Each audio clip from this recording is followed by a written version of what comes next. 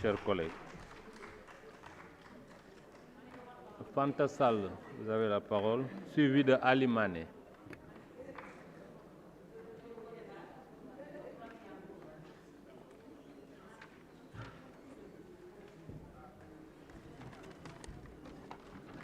asalaamaaleykum monsieur le ministre maa ngi leen di nuyu te di nuyu seen collaborateurs yëpp monsieur le ministre nga may ma nuyu sama frère Mame Baba Cissé ak Aboubacar Sarr chers collègues maa ngi leen di nuyu monsieur le ministre maa ngi lay féliciter bu baax te di ñaan yàlla may la réussite ci ministère bii nga yor waaye di gërëm président Macky Sall bu baax a baax ci lu mu jëmmalee démocratie sénégalaise te xam nañ ci dara nag te foog naa ne àdduna bi yëpp aussi xam nañ ci dara ndax tollu woon na foo xam ne métti woon na torop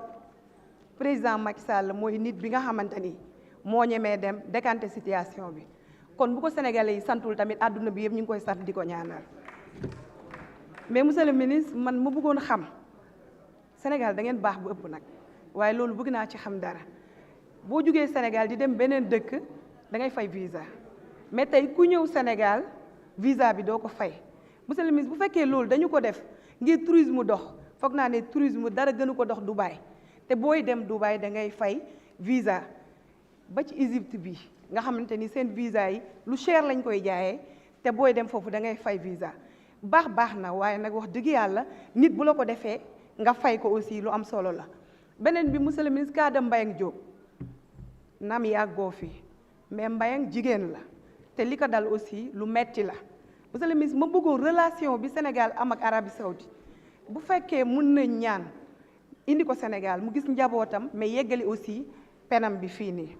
monsieur le ministre ma bëgg a xam aussi est-ce que def ngeen xayma que ci sénégalais yi nekk bitim réew nekk ci prison yi ñaata lañ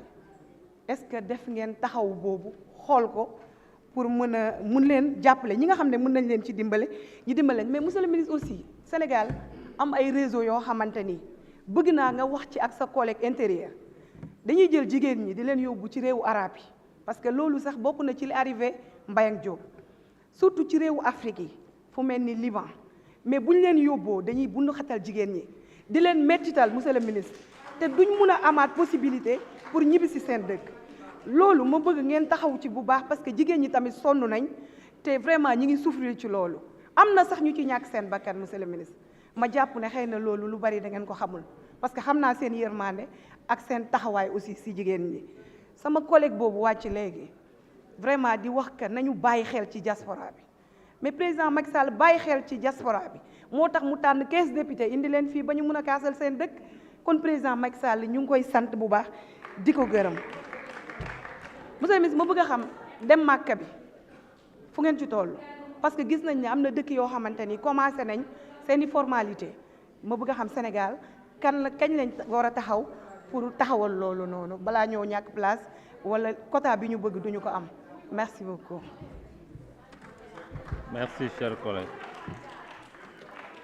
Ali Mané, vous avez la parole, suivi de Cheikh Abdou Mbacké.